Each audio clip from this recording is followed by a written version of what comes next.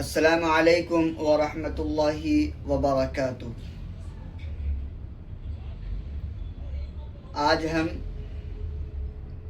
نظم کی صنف جاننے والے ہیں۔ نظم کسے کہتے ہیں اور نظم کتنے طرح کے ہوتے ہیں؟ تو سب سے پہلے ہم نظم کسے کہتے ہیں یہ جان لیتے ہیں۔ نظم کے معنی آتے ہیں پرونے کے۔ نظم کے معنی آتے ہیں پرونے کے۔ نظم میں کسی خاص موضوع کا لحاظ رکھا جاتا ہے۔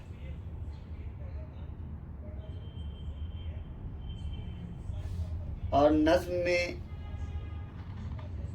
تسلسل کا بھی خیال رکھا جاتا ہے۔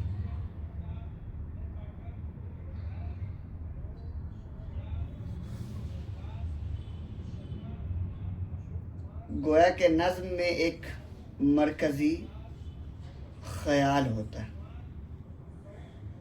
نظم میں ایک مرکزی خیال ہوتا ہے۔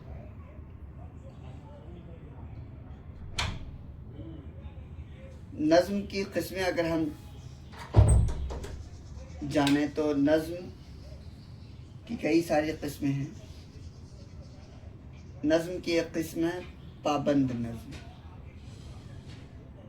پابند نظم اس نظم کو کہتے ہیں جس میں ردیف، قافیہ اور بحر سب کا خیال رکھا جائے، اسے پابند نظم کہتے ہیں۔ کس کس چیز کا خیال رکھا جائے؟ نمبر 1، ردیف کا خیال رکھا جائے اور قافیے کا خیال رکھا جائے اور جو اوزان متعین ہے بحر اس کا خیال رکھا جائے تو وہ پابند نظم کہلائے گا۔ نظم کی ایک قسم ہے آزاد نظم۔ آزاد نظم کسے کہتے ہیں؟ آزاد نظم اس نظم کو کہتے ہیں جس میں ردیف اور قافیے کی پابندی نہیں کی جاتی، یعنی ردیف اور قافیے کی پابندی نہیں ہوتی، اس میں نہیں ہوتی اور اس میں پابند نظم میں ہوتی ہے۔ نظم کی ایک اور قسم ہوتی ہے، وہ ہے نظم معرہ۔ نظم کی ایک اور قسم ہے نظم معرہ۔ نظم معرہ اس نظم کو کہتے ہیں جس میں قافیے کی پابندی نہیں کی جاتی۔ قافیے کی پابندی نہیں کی جاتی۔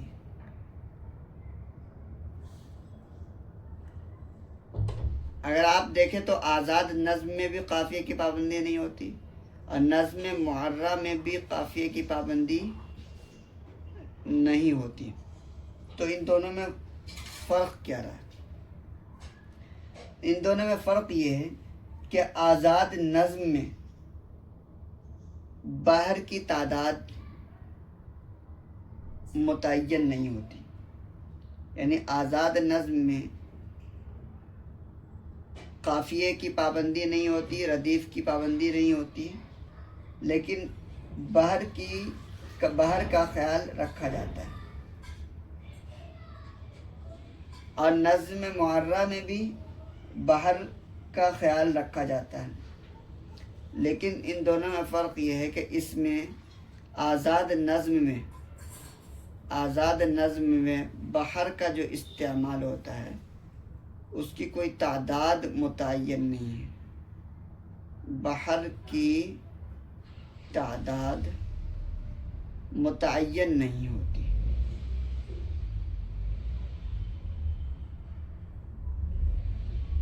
یعنی اگر پہلے مصرے میں 5 وزن ہے یا 4 وزن ہے تو دوسرے مصرے میں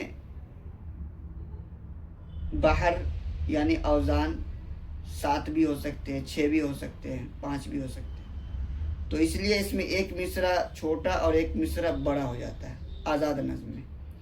لیکن نظم معرہ میں اگر پہلا مصرع میں 4 وزن کا استعمال ہوا ہے یا 5 وزن کا استعمال ہوا تو دوسرے مصرے میں بھی 4 اور 5 وزن ہی کا استعمال ہوگا۔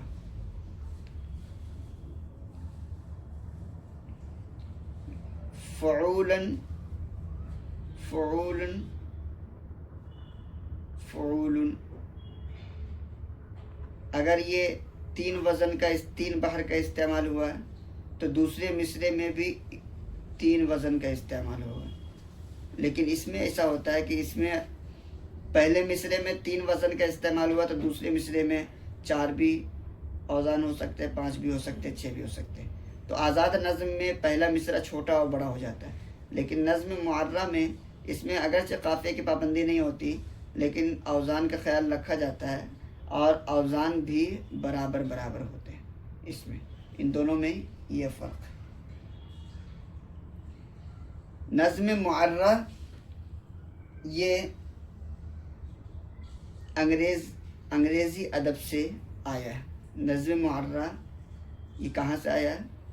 انگریزی ادب سے۔